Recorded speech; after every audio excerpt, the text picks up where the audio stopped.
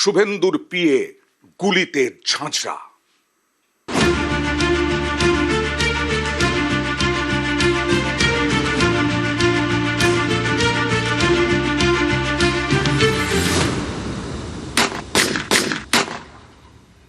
মধ্যমগ্রামে Jessore road লাগোয়া রাস্তায় হাড় হিম খুন, পর পর গুলিতে ঝাঁঝরা শুভেন্দু অধিকারীর পিয়ে।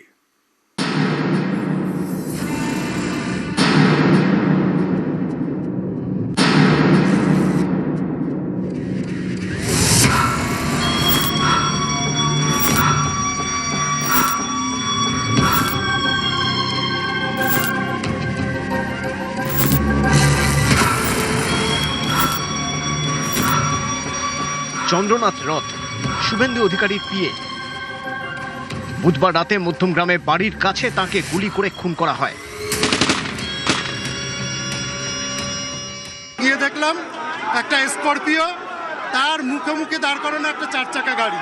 দেখলাম একটা দুটো সিটের মাঝখানে একজন পড়ে আছে, একজন পেছনে পড়ে আছে, রক্তাক্ত। 4 চাকায় এসছে, গাড়ি গার্ড করেছে, গুলি করে যতদূর সম্ভব বাইকে বেরিয়ে গেছে। এইটা পরিকল্পনা ছিল।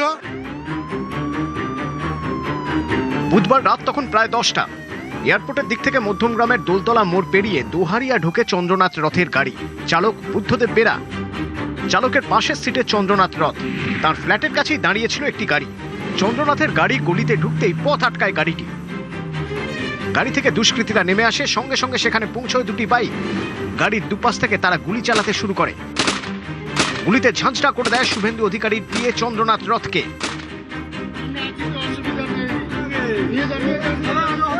1 মিনিটের অপারেশন। শুভেন্দু অধিকারীর পিয়েকে খুন করে বাইকে পালায় দুষ্কৃতীরা।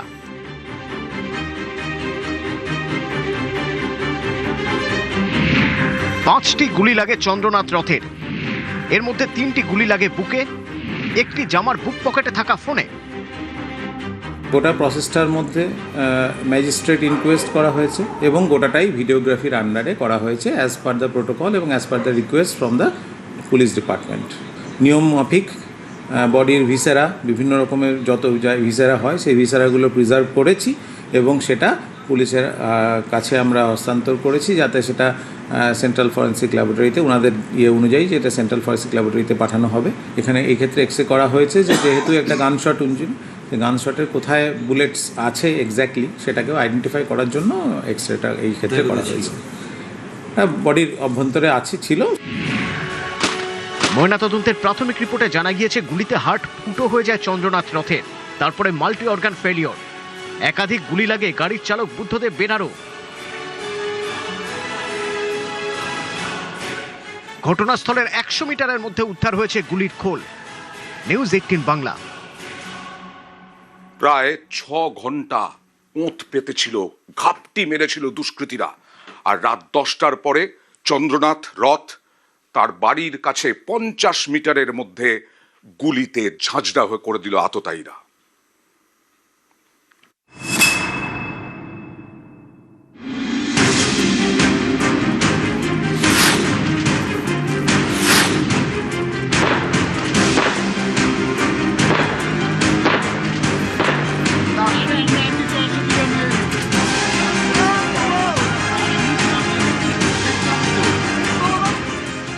চন্দ্রনাথ রথ শুভেন্দু অধিকারীর পিয়ে।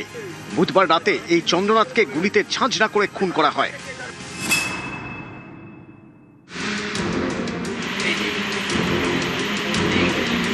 নিশান্ত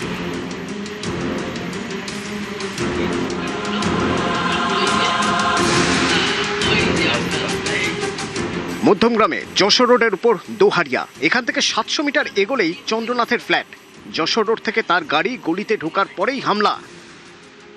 বুধবার রাতে চন্দ্রনাথ রথ বাড়ি ফিরছিলেন।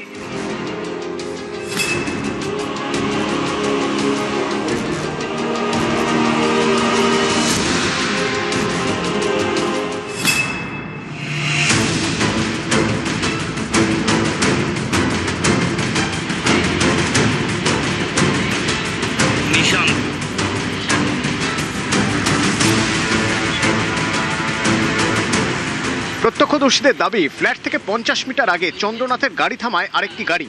গাড়ি থেকে নেমে আসে দুষ্কৃতীরা।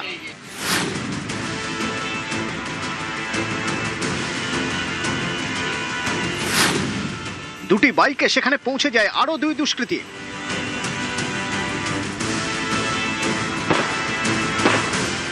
দুষ্কৃতীরা গাড়ি থেকে নেমে দুপাশ থেকে গুলি চালায়।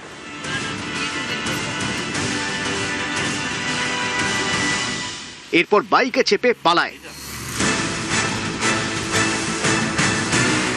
ড্রাইভারের পাশের সিটে বসেছিলেন শুভেন্দু অধিকারীর পিএ চন্দ্রনাথ রথ। তার শরীর গুলিতে ঝাঁঝরা করে দেয়। গাড়িতেই তিনি লুটিয়ে পড়েন।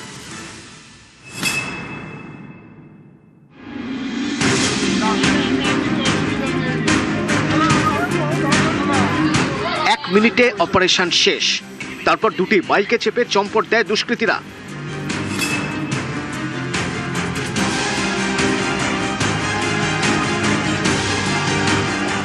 গুলিবিদ্ধ চন্দ্রনাথকে নিয়ে যাওয়া হয় মধ্যমগ্রামের বেসরকারি হাসপাতালে।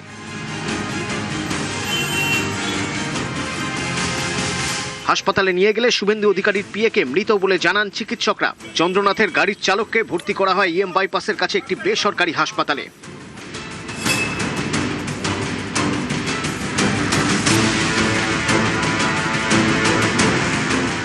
দোহারিয়ায় পৌঁছয় মধ্যমগ্রাম থানার পুলিশ। ঘটনাস্থল থেকে উদ্ধার করে কার্তুজের খোল।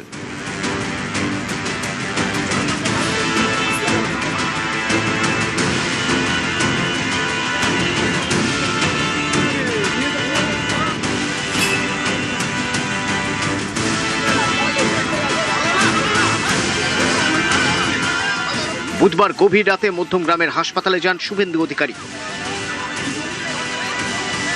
নিউজ 18 বাংলা।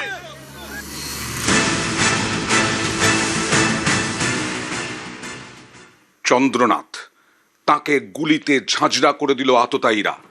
1 মিনিটেই সব শেষ করে দিল আততায়ীরা। এবং পুলিশ প্রাথমিকভাবে মনে করছে যে ধরনের কাজ করেছে আততায়ীরা তা শার্প শুটার ভাড়া করেই।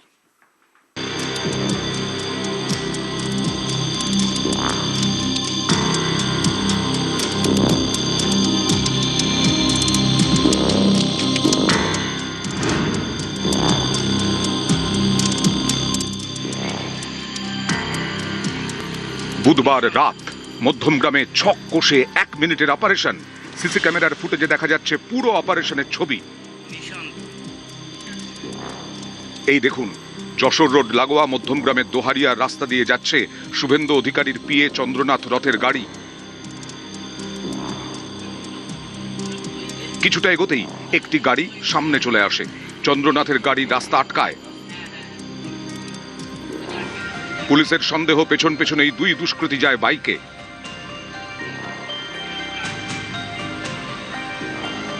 চন্দ্রনাথের গাড়ি আটকাতেই সেখানে এই দুটো বাইকও পৌঁছে যায় বলে সন্দেহ। গাড়ি থেকে দুষ্কৃতীরা নামে, বাইক থেকেও। এরপরেই চন্দ্রনাথের গাড়ির দুদিক থেকে পর পর গুলি। গাড়িতেই লুটিয়ে পড়েন শুভেন্দু অধিকারীর পিএ। 1 মিনিটে এই অপারেশন শেষ। গাড়ি ফেলে রেখে বাইকে চম্পট দেয় দুষ্কৃতীরা।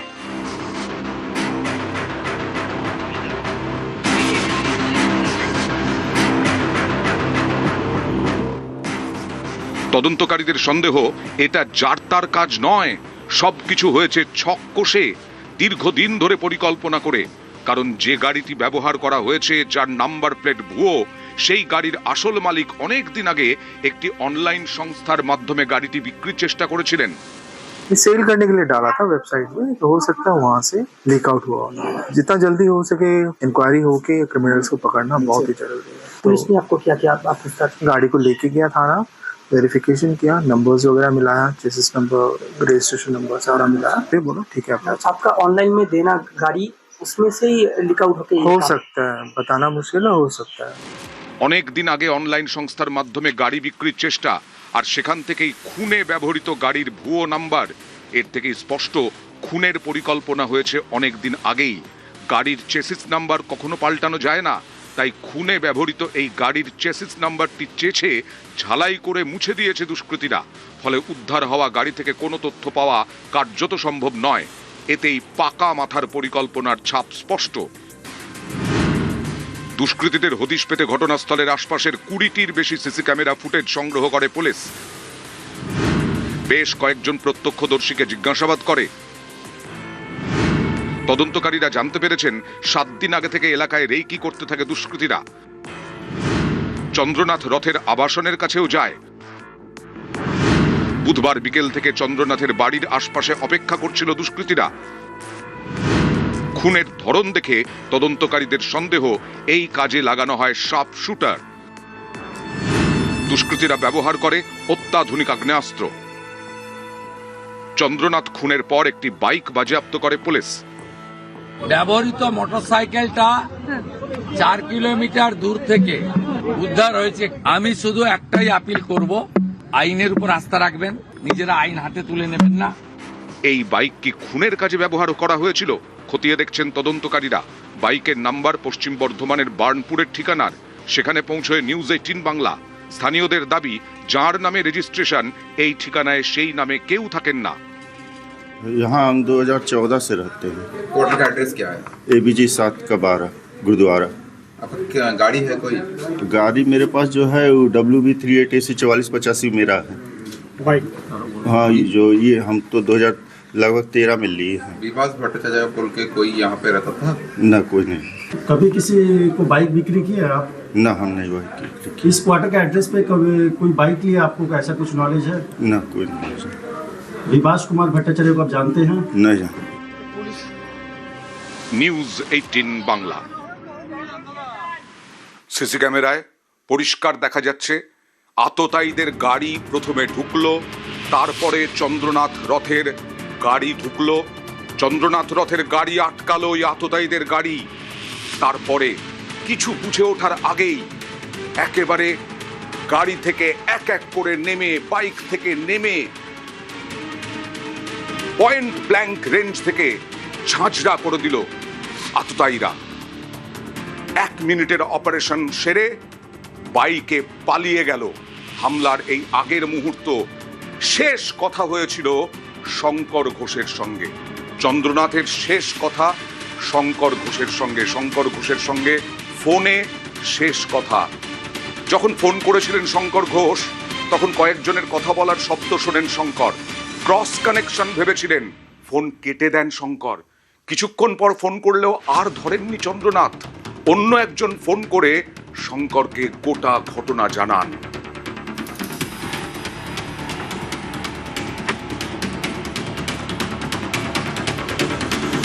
ইনসিডেন্টলি ওর সাথে আমার কথা হচ্ছিল, তো কনভারসেশন হচ্ছিল 8 তারিখ 9 তারিখের প্রোগ্রামটা নিয়ে। সেই সময় হঠাৎ করে ফোনটা কিছু মানুষের একটা ফেইন্ট আওয়াজ পাচ্ছিলাম, তো আমি বুঝিনি, ফোনটাকে ভাবলাম ক্রস কানেকশন হয়েছে। তারপরে কেটে আবার করলাম, তখন ও উত্তর দিল না, ধরলো না। তারপরে আমি মেসেজ করলাম, তারও উত্তর দিল না। যখন উত্তর দিল না, তখন আবার পরপর ফোন করে তখন একজন ফোন ধরলো, ধরে আমাকে বললো এরকম চন্দ্রকে গুলি করেছে। আমি শুভেন্দু দা, শ্রমিক দা সহ কেন্দ্রীয় নেতৃত্বকে জানাই। গিয়ে দেখলাম। আর চন্দ্রনাথ খুনে বিস্ফোরক শুভেন্দু অধিকারী। ভবানীপুরে না হারালে, নন্দীগ্রামে না হারালে চন্দ্রনাথকে টার্গেট করত না আততায়ীরা। এরকম ভাবেই আক্রমণ শুভেন্দু অধিকারীর। ভবানীপুরে জেতাতেই আত্মসহায়ক খুন, বিরোধী দলনেতা হওয়ায় চন্দ্রনাথকে খুন, চাঞ্চল্যকর অভিযোগ শুভেন্দু অধিকারীর।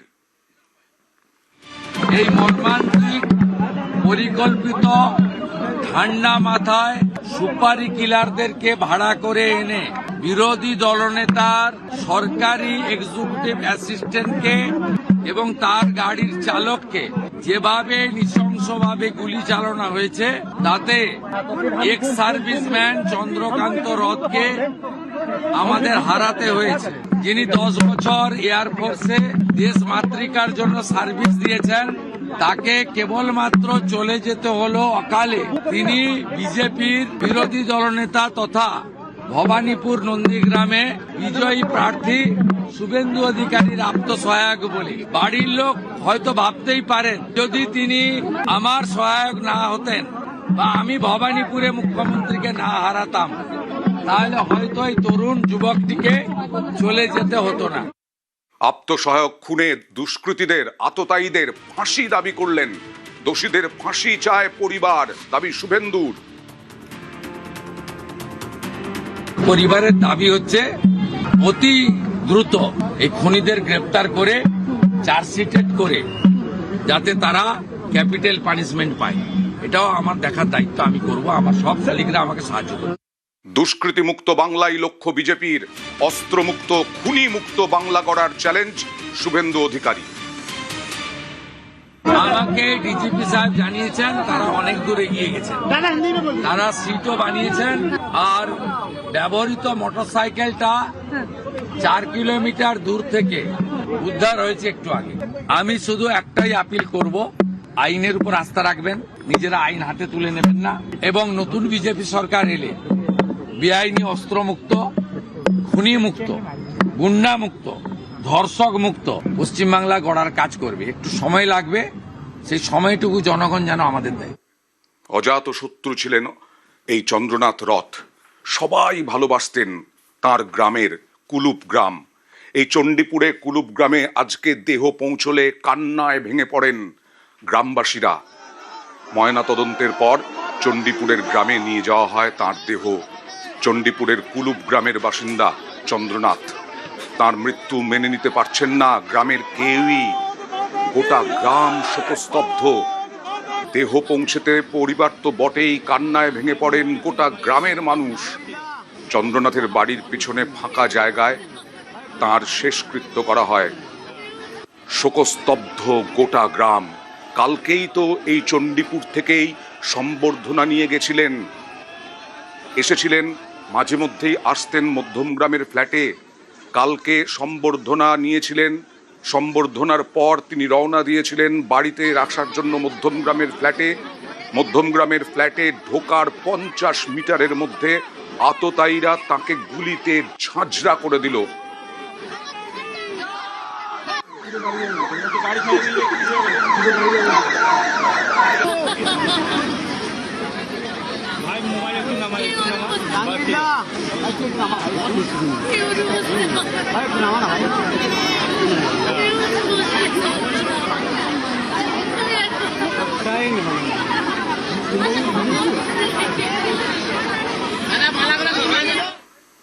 মধ্যমগ্রামে শুভেন্দু অধিকারীর পিএ গুলিতে ঝাঁঝরা খুন হয়ে গেলেন। বুধবার রাতেই বসিরহাটে বিজেপি কর্মীকে গুলি, পানিহাটিতে দুষ্কৃতী তাণ্ডব, বিজেপি কর্মীদের লক্ষ্য করে বোমা, বরানগরে বিজেপির বুথ সভাপতিকে ভোজালির কোপ।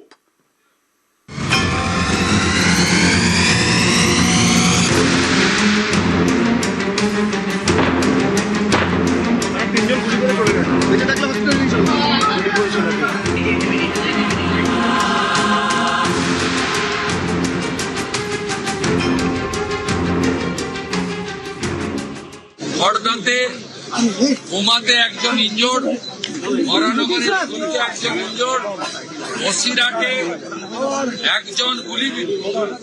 রাজ্য প্রশাসন এবং রাজ্যপালকে বলবো, কোনো মায়ের ভোর ভারী না হতে হয়, এটা তারা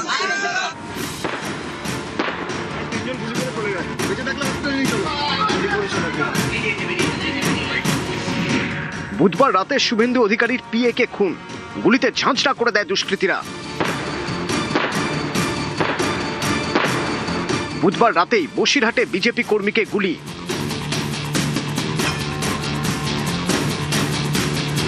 বসিরহাটের গোডাউন পাড়ায় বিজেপির পতাকা লাগাচ্ছিলেন রোহিত। অভিযোগ, তখন বাধা দেয় তৃণমূল।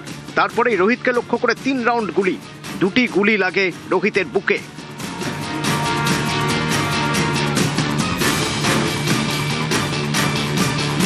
আশঙ্কাজনক অবস্থায় তাকে প্রথমে বসিরহাট হাসপাতালে নিয়ে যাওয়া হয়, পরে রাতেই কলকাতার আরজি করে স্থানান্তরিত করা হয়।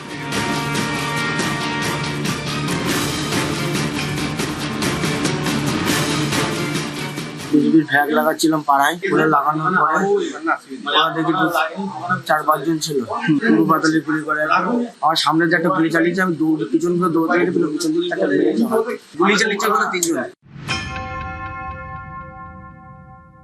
দীর্ঘদিন ধরে ওখানকার স্টেশন পাড়া এবং গোডাউন পাড়া এই অঞ্চলে প্রায় অন্তত 8 থেকে 10 হাজার মানুষের ওপরে এরা নির্বিচারে অত্যাচার করে চলেছে গত 1 দশকের বেশি সময় ধরে, এবং এরা পুরোপুরি তৃণমূল পুষ্ট গুন্ডা, বদমাশ, সমাজবিরোধী, এবং ওখানকার প্রত্যেকটা বাড়িতে বাড়িতে ঢুকে এরা মারধর করে, নির্বিচারে তাদেরকে অত্যাচার করে। ময়লাখোলা স্টেশন সংলগ্ন গোডাউন পাড়া যেখানে আছে সেখানে রোহিত রয় এলিয়াস চিন্টু বলে একজন স্টেশনের আশেপাশে যে গ্রামটা আছে সেখানে বসেও কিছু বন্ধু বান্ধবের সঙ্গে বসেছিল। সে সময় অতর্কিতভাবে কিছু দুষ্কৃতী এসে গুলি চালায়। তদন্তে নেমে আমরা জাহিনুর গাজী বলে একজনকে ওখান থেকে অ্যাপ্রিহেন্ড করি। ইন্টারোগেশন করে সে তার ইনসিডেন্টটা ও স্বীকার করে।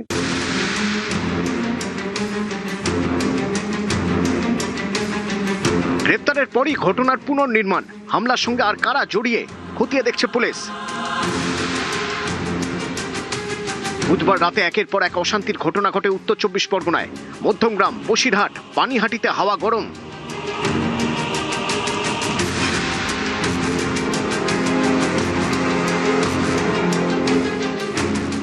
উত্তর 24 পরগনার পানিহাটির দত্ত রোড।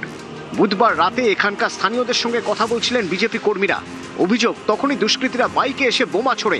বিজেপি কর্মীদের লক্ষ্য করে পরপর বোমাবাজির অভিযোগ। জখম হন 5 বিজেপি কর্মী।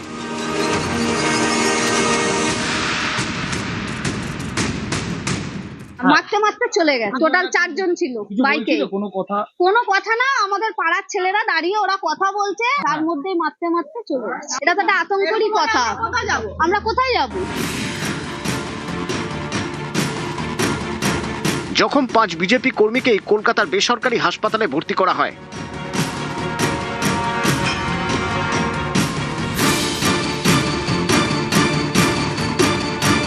উত্তর 24 পরগনার বরানগরে ঝরল রক্ত।